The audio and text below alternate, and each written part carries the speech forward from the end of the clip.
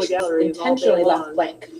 Like we had As you may like recall, before medical cannabis became law, the state lawmakers of members of the public participated in a month-long conversation about merits of legalization of medical cannabis. Oh, hey, look at While that. emotions ran high, a bipartisan consensus created a carefully regulated system with safeguards to prevent abuse.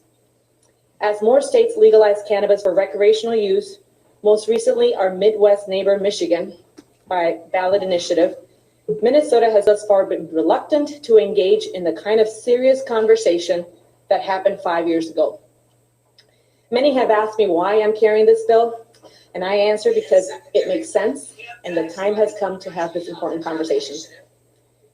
Rarely as a state legislature do you have the ability to have a win-win scenario. To tax a product that consumers agree should be taxed and regulated. By doing so, we are making it safer by removing the need for the black market to exist while eliminating the harm it has done to society. In addition, the state has both a public health and a safety interest in regulating and educating Minnesotans on the effects of the use of cannabis to provide the necessary oversight and legal framework moving forward. As an attorney and mother of 2 young boys, I will tackle this issue with an open mind. I am not working on this to appease any interest group. We are all welcome to participate, and input is needed from everyone.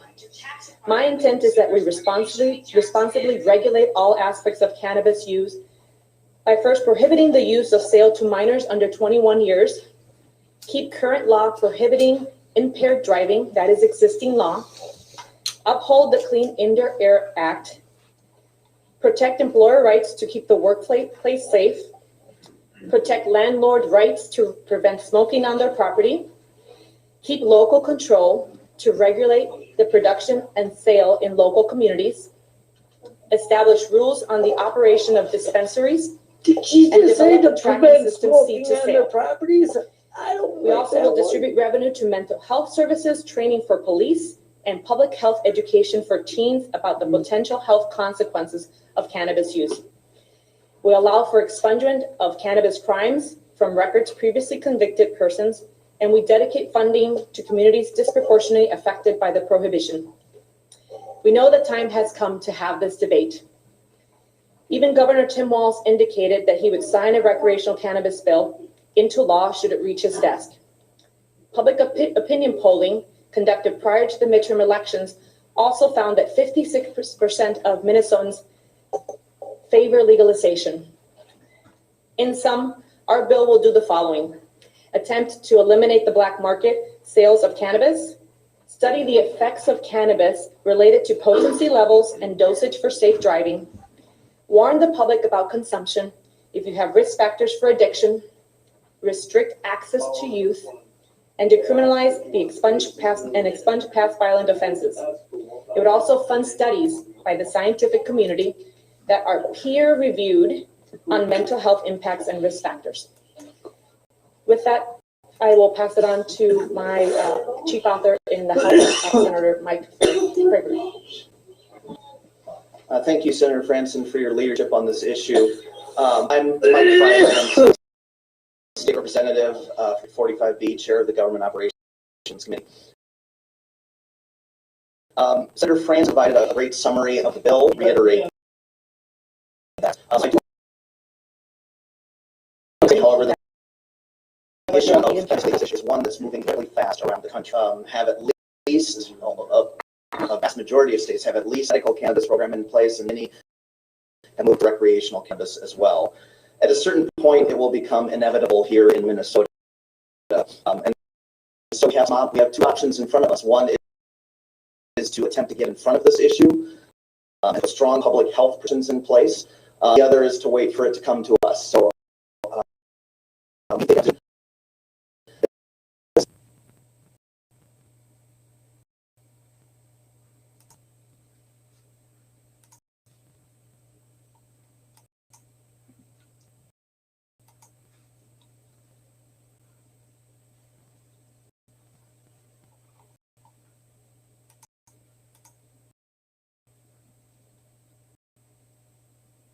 what happened there?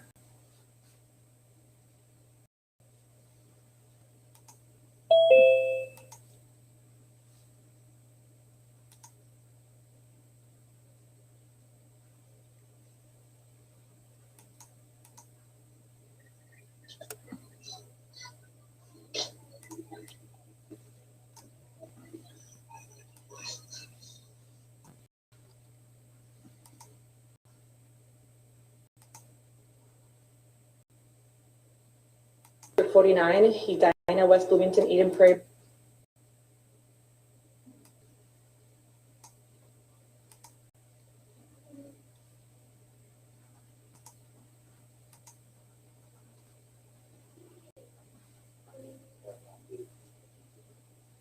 Yeah.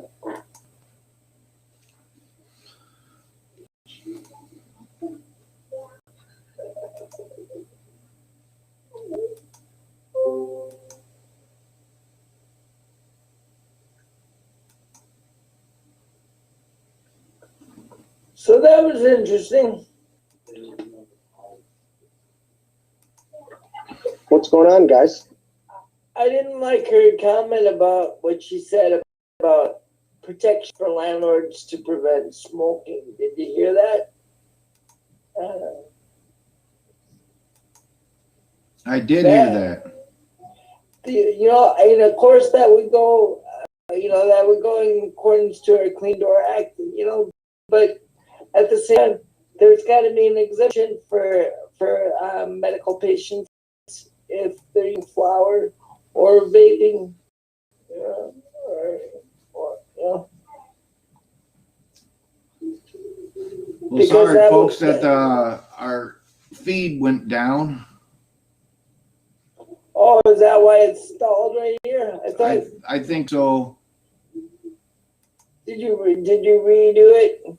I have, but it's not catching up for some reason. Unless they're not.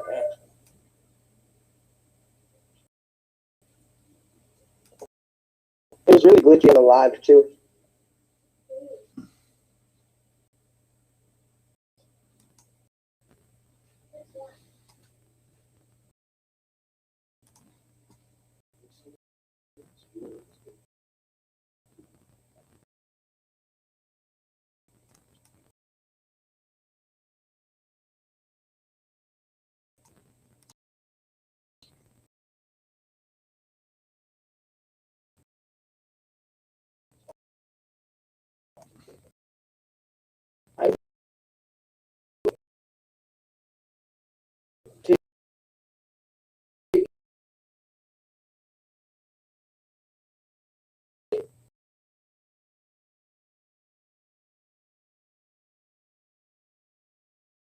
Nikki.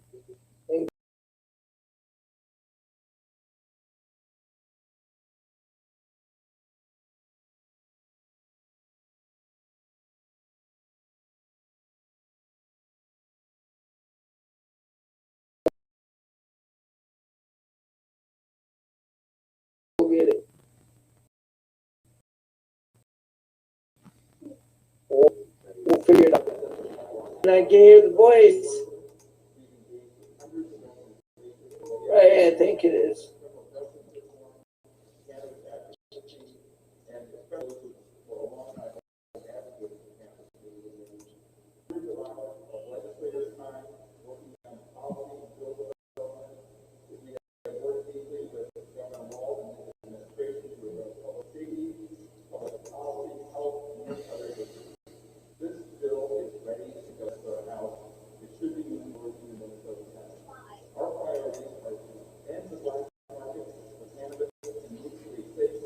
Oh, Ed, do you see that Mike does a competing show with us?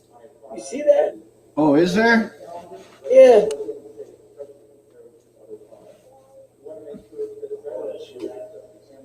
That's interesting. Around the same time, even. Oh, I believe it.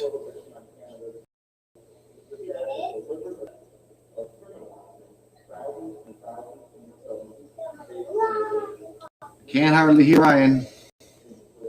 Yeah, I haven't pulled it up. I was just gonna wait till it comes through. But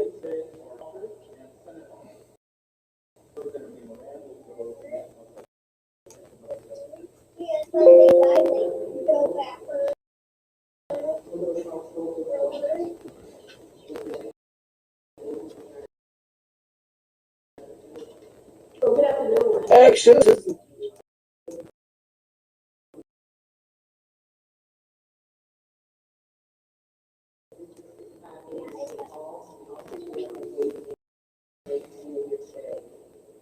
Yes.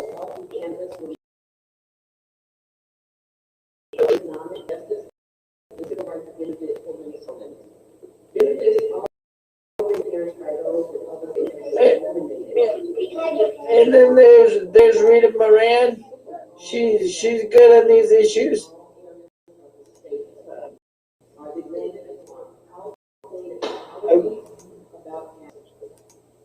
But nowhere is the harm of a failed law or issue felt more to affect indigenous and people of color, which continue to experience outrageous disparities regarding the treatment of our current marijuana law. Black men children are over 5 times more likely to be arrested for marijuana than those who are white. This is one of the worst disparities in the nation. And true, even though both groups use as we work together this session to break down systemic racism and deliver true racial justice, we cannot ignore such a widespread industry.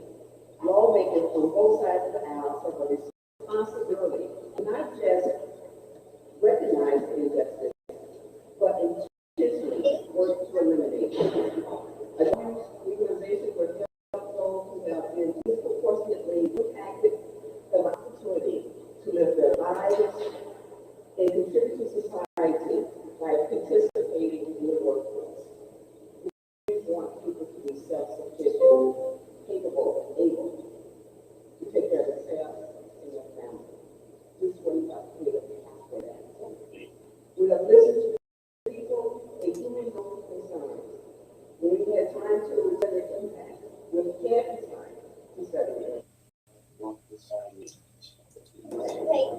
it's time for us to advance a responsible solution. We do have a responsible solution. Thank you.